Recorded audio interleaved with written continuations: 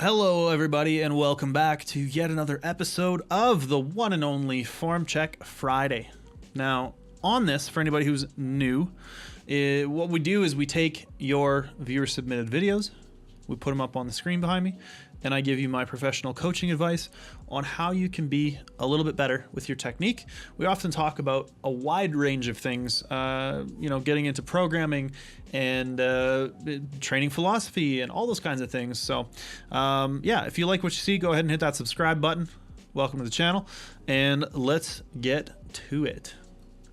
We had a cool little dungeon in the background today. I've been enjoying kind of playing around with what's going on in the scenery.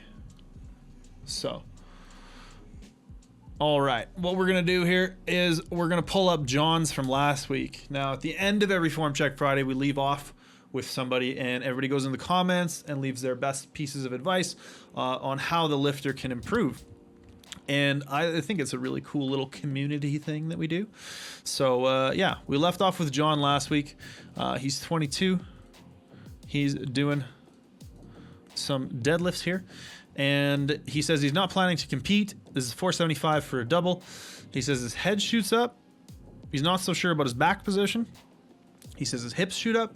And he says his start position feels strong, but maybe not pulling the slack out as well as he could. And that it just kind of overall feels inefficient. So let's take a look here and see what we see. I do think the start position's maybe a little bit rushed, and I think the biggest thing is we're sitting down and then we're trying to pull the slack out. And one of my favorite ways to coach the slack pull, and thank you to everybody who left their advice in the comments below. If you go look at last week's Form Check Friday, everybody left their favorite pieces of advice for how to pull the slack out of the bar, and I think that's a really good sort of archive of all that kind of stuff. But my favorite way of having somebody pull the slack out is to start with high hips, right? So if we start with our hips a little higher, we find our back position, then literally pull your hips down into position. A lot of people will sit down and like find this position first and then try to find slack and find tension and pull slack out of the bar. And I think that makes it really challenging. I think the act of like pulling into position should be the same as the act of pulling the slack out of the bar. That should be how we pull the slack out of the bar. And that's one of my favorite ways to coach it, is actually pulling yourself down into position, using the weight of the bar as a sort of counterbalance and levering yourself against the bar. Now your back position actually looks great. This position you're in the bottom looks pretty damn good. The one thing I might say is, it's tough to see from this angle, but we might be kind of crowding the knees a little bit.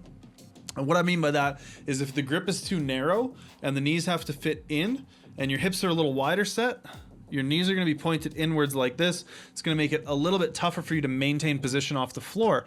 Generally, we want to see, a relatively straight angle from hip to knee towards the bar, or even a little bit of external rotation at the hip, such that the knees are slightly outside of the hips from the front. So I would take a look at your grip and maybe widen the grip so you can push your knees out a little bit into your arms, and that might help you maintain position a little bit better off the floor as well. Because that would be probably the biggest thing, is once we learn how to pull the slack out of the bar and create tension, we want to work on maintaining this back angle a little bit more as we push the bar off the floor. You do a pretty good job and you kind of catch it pretty early, but we do definitely see the hips shoot up a little bit. One of my favorite cues for that is to think about keeping your knees forward. Right? Keep some pressure through the toes and through the big, sort of the forefoot, the front of the foot, big toe, whatever. And really think about pushing the floor away. I think a lot of people sort of think about the deadlift as a pull. We call it the pull, right? We call it pulling. But, a lot of it is a push, especially in the earlier phase of the lift. We should be thinking about pushing the floor away. And I think that cue works for a lot of people. So hopefully that helps you out there, John. Up next, we have Luke doing some squats here. It's a little glitchy, but it should, there we go, snap back. All right, so Luke is doing 190 for 4 here. He says he feels his technique is off, but can't seem to figure out why. And he says the bands are there to gauge his depth. All right, so he can like hit the bands and that'll ensure him that he's at depth. Okay, so we look a little bit loose we look like we're having a hard time maintaining bracing into the bottom. And my first thought, we're also like rocking forward on the feet a little bit. My first thought here is like, let's just try a wider stance. I think honestly, just widening up a tiny bit is going to allow you to hit depth a lot easier. It's going to change the requirement. Right now, there seems to be a requirement for you to lose a certain amount of bracing to hit depth. And I think if you go a little wider, it might be easier to hit depth and you might be able to maintain better bracing throughout more of the movement, right? Because if we watch how you come up out of the bottom, you're having to like pull your head back. You're going into a little bit of extra extension to try to like regain position that you lose in the bottom portion of the lift, right? Everything kind of comes forward. So the other thing you can do, sit back a little bit more into the bottom. Don't worry about trying to stay so upright. Push your hips back, keep some weight on your heels, and let's try a bit of a wider stance. I think a bit of a wider stance could go a long ways for you. We're losing a lot of tension in the upper back. So whether that means a narrower or a wider grip, maybe thumbs under the bar instead of thumbs over the bar, but keeping this is going to be really, really important. And that's why I think the stance might, remove some of that requirement where you're losing this, but also it might be as simple as just cueing your upper back to stay tighter as you change directions and as you hit the bottom. So a lot to think about there, but you can scrub through that description 3 or 4 times if you need to, and take it all in, Luke. Best of luck, man. All right. Up next is Brady. So Brady's 20 years old. He says he's a trainer at a local gym, and he's been really happy with his squat and deadlift progress, but his bench has not been progressing much. This is 205 for 5 at about an 8.5, he calls it. And he says he notices that his forearm angle, right there, you can see in the bottom position of these latter few reps, tends to, have this kind of angle to it, right? So number one, I think the bar's really high in your hands, right? Because if we follow this wrist, your wrist is like here, but the bar is somehow like way back here. And obviously there's a perspective thing to it as well. But let's take a look at where we're gripping the bar in our hands, right? If that bar is really high up in your hands, that can be a really confounding thing, because it's going to wrench that bar back, and then it's going to pull the bar back over you. And if you get down at the bottom and you loosen, that's when that elbow is going to come out behind you, right? So number one, work on the grip. Number two, I don't know how wide your grip is here, but maybe we could get a little bit more depression here, right? It looks like you're doing a good job of pulling your shoulders back together and bringing your chest up, but I do think maybe the shoulder blades could go down a little further and the bar could come out a little further. A lot of times those things go very hand in hand. And I think if you can get that, we're not going to have as much requirement here, because what happens, when the elbows start coming back like this is, generally speaking, we're elevating the shoulders in the bottom, right? So if you watch from the side real quick, as I come down, if I elevate my shoulder, that's when that angle is going to play out like this. The bar is going to dump down your chest a little bit, but if I can keep this shoulder depressed, I can keep that elbow slightly in front of the bar, which is more ideal. So then when we press, the bar comes back. I just punch the mic, but the bar comes back off the chest, as opposed to being here where the elbow's flaring out. See how that shoulder rotation changes the angle of my elbow, right? Elevated and collapsed forward. We end up with the elbow back. If we're depressed, we end up with that elbow in front, and we're also probably going to get a bit of a, well, maybe not a lower touch. Looks like you're touching pretty low, but I think this being down, the shoulder blade being down, is going to help keep this elbow in the position that it is. And there's like this first rep looks okay, but as we go throughout, like if I draw a little line on your shoulder, by the second rep, we're already seeing that those shoulders wiggle higher and higher and up out of position. You're also relaxing a little bit in the bottom, right? You're kind of like, so here's one thing I've been working on with a few of my clients, and one thing that seems to help. Let's think about the bench as not two different movements, because I think a lot of people think about the bench as like there's a down movement and an upward movement, especially when there's a pause. People tend to like break it up now. I want people to start thinking about it as like more like winding a spring and holding tension and then pressing with that same tension, right? When we think about it that way, we tend to maintain more tightness on the chest. We tend to get that idea of deceleration that I talk about all the time. We tend to get controlling the eccentric a little bit more. We tend to get a little bit more a little bit more consistent touch point on the chest, et cetera, et cetera, et cetera. But yeah, that's one of my biggest pieces of advice is let's start thinking about it as like, one consistent movement while maintaining tension in the bottom as opposed to two very different movements, if that makes sense. Okay, so this was a sort of special request. Now, Kevin sent in some deadlifts, but he talked a lot about his hook grip. So he sent us a video of his hook grip and then sent us a mixed grip deadlift. So I don't even know if we're going to look at the deadlift, because the bigger thing here, it sounded like, was what he wanted us to take a look at was his hook grip. So he says his grip hasn't been an issue, but his fingers rubbing on his thighs open up his hands. So let's take a look at the hook grip here, and let's see if I can identify what's up with it. Yeah, I can, for sure. You're trying to grab way too much of your thumb. Can I zoom or something here? Anyways, what we're looking at here, you can see he's got his middle finger and his third finger kind of on the knuckle of his thumb. And you know there's like an indent right above your thumbnail? I want you to get your first finger here and your second finger here. I want you to grip less of your thumb. Because generally speaking, when you try to grab three-fingered, it's just gonna slip. It's not gonna hold. This is my whole hook grip. Right here. Middle finger, first finger, that's it. If you look at any pull I've done, up to and including my 880-pound deadlift at Nationals last year, this is literally it.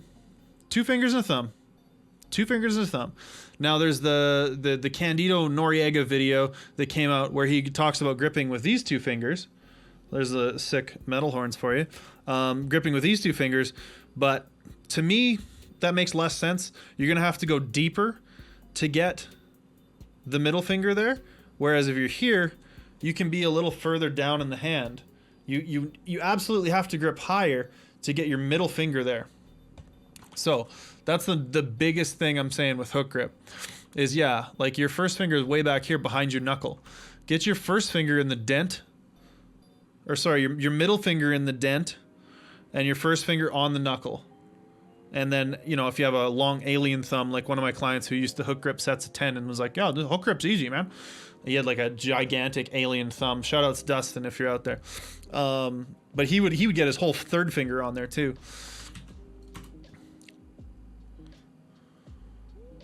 But yeah, like that's probably not going to hold with a heavy weight, right? The bar's going to start rolling because you're just not going to be as stable.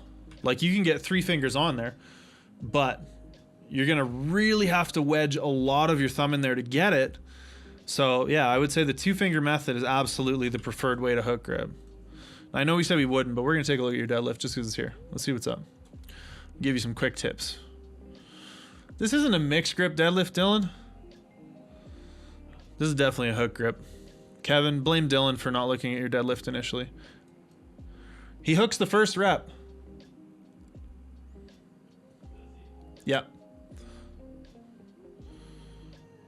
Yeah, your deadlift looks solid, man. I think in terms of the grip, you're just trying to do too much. You're trying to grab too much. So, two finger trick, man. This is like literally, this is 90, I would say 90% of it is if this connection's good, this finger's just going to sit there and kind of like aid a little bit. But this, like this knuckle of your middle finger in this part, this groove, your thumbnail bed is like, that's what you need. That's it. All right, man. Hopefully that was interesting for somebody. Hopefully somebody out there is struggling with hook grip and that helps. All right. Up next, we got Alexander doing some squats. So Alexander's from Italy. Shout outs to Italy. I like reading out when people include their countries because I think it's cool. So he says he's dealing with excessive extension in his squat. He says it's improved slightly. He switched to low bar to try to, eliminate that or work with that.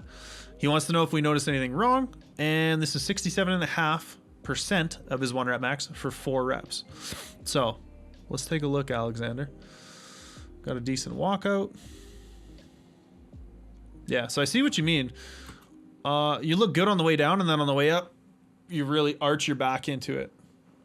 So number 1, I think that this upper back position, the way that you're gripping the bar and the way that your elbows sit is kind of odd. So what I would have you do is maybe narrow, I'm going to say probably narrow your grip and pull your elbows a little bit more forward in line with your trunk. Then I want you to think about using your lats and pulling your lats down into your butt and then pulling your abs down on top of your ribs. I also want you to go ahead and I'm gonna get you to practice a very specific movement. And what I want you to practice is a 303 tempo squat. Now, I don't always or don't often maybe prescribe a tempo on the concentric part of the movement, the upward phase of the movement. But what happens here is you try to change directions really quick. And when you do that, you automatically kind of jolt or default into this like very extended position. Now, I also don't think that like that little bit of extension is necessarily bad. Like if you can squat more with a little bit of extension and it's comfortable, there's absolutely nothing to say that having a little bit of extension is a bad thing. If you're getting a lot of discomfort and extra wear and tear and your back or your hips are starting to feel beat up from squatting with this extension, then yeah, okay. That's something worth solving. But if you're just seeing this and you're like, oh, extension, this must be bad, I need to fix it, then maybe you need to rethink that whole thing and just be like, yeah, I don't know, I'm just an extended squatter and that's okay. So 303 tempo squats. So as you come up, right? As you come up, what's happening is because you're going quickly, you're trying to like push hard, you're reverting is the word I was looking for, into like old habits that you're trying to do away with.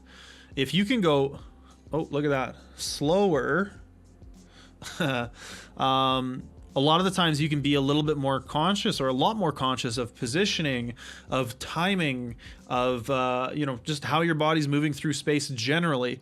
And that can be a really useful tool when we're looking at repatterning some of these things. All right.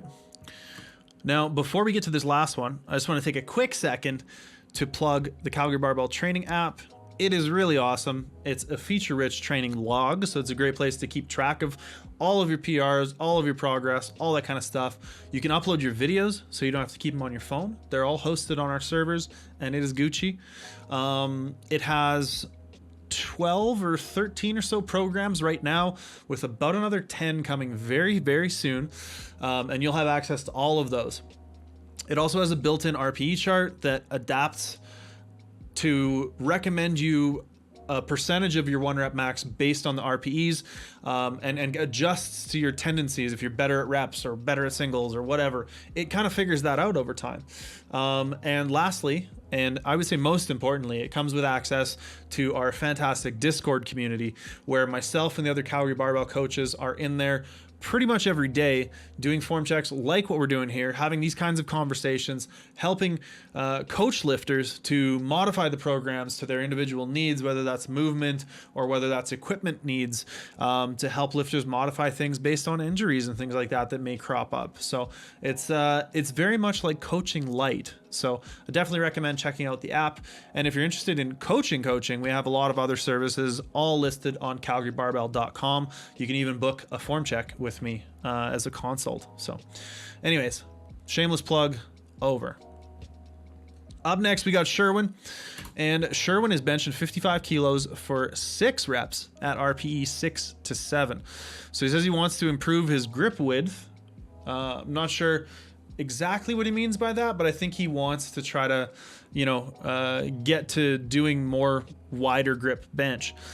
He wants to work on his leg drive and his overall position. He says he tends to lose shoulder blades as well as leg drive throughout the set.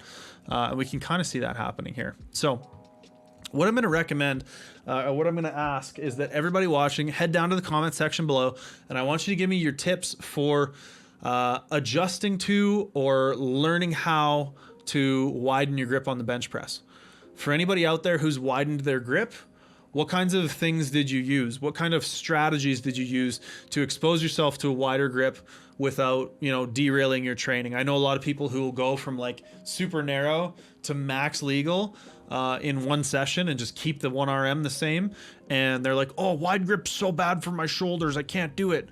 When in actuality, like maybe there was a better strategy, So let me know in the comment sections below what y'all did and what you've done to help you get a wider grip on the bench press, as well as maybe tips for leg drive. How do people out there think about leg drive? What makes it make sense to you? I think I'm going to start asking for more sort of broad topic things in the comments, so that we can build like really cool sort of archives of technique tips and that kind of stuff. So anyways, thanks to anybody who heads down to the comment section and leaves something for us, and we'll see everybody in the next video. Bye-bye.